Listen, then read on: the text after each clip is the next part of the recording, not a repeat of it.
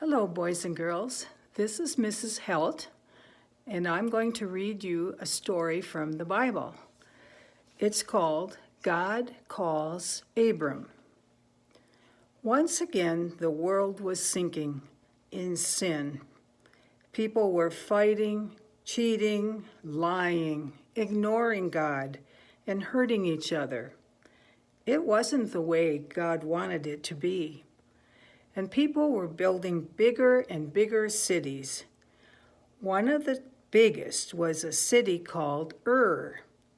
Isn't that a great name? Just 2 letters, U-R.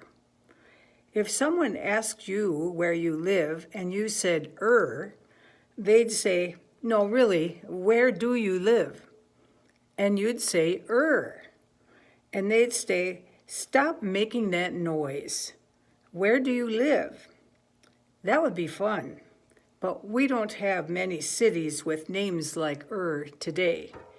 We have Chicago, Birmingham, London, and Dubai. Oh, that one's kind of fun to say, but not as much fun as a name that sounds like your stomach growling, Ur. But back to our story. There was a man living in Ur named Abram. You probably know of him as Abraham, because later on God changed his name. But before he was Abraham, he was Abram. Abram lived in Ur with his family. And when I say family, I don't mean his mom and dad. I mean his mom, dad, sisters, brothers, uncles, aunts, cousins, second cousins, and third cousins, and on and on. You see, in the ancient world, you were safer if you were in a big group. You were less likely to be robbed or attacked by another group of people if your group of people was really big. Going out on your own in the ancient world was dangerous. It was a dangerous thing to do. So people didn't go out on their own. They stuck with their families. I'm going to show you a picture from the book, and this is Abram.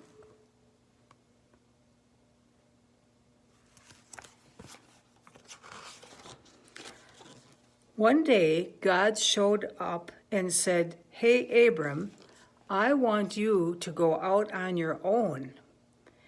At this point, Abram didn't know much about God. He didn't have the Bible like we do because it hadn't been written yet. He couldn't go to church like we can because there weren't any churches yet. But Abram, trusted God. So when God said to Abram, "Leave your family and follow me," do you know what Abram said? He said, "Okay."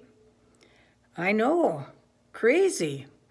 Why did Abram trust God when he didn't even know him yet? Would you have trusted God if you were Abram? I'm going to show you a picture of Abram saying goodbye to the rest of his family.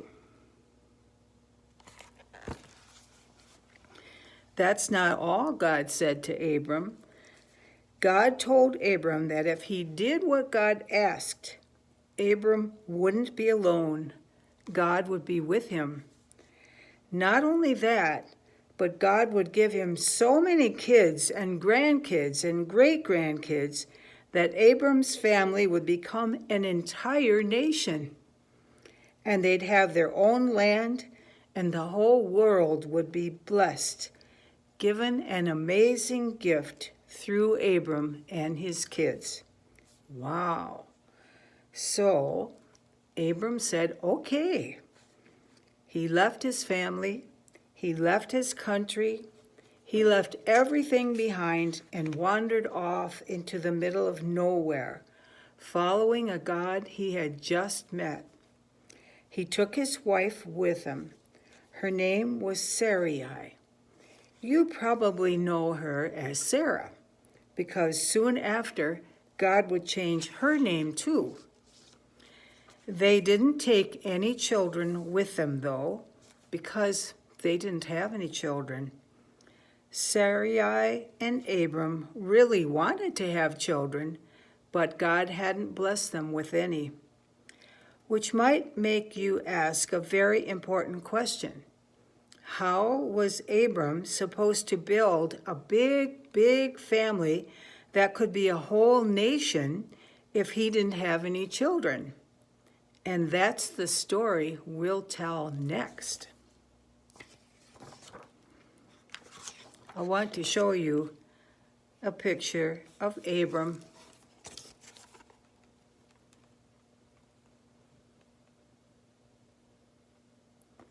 He's looking up at the sky and he's thinking about God telling him that he's going to have as many children as there are sands in the sea and stars in the sky.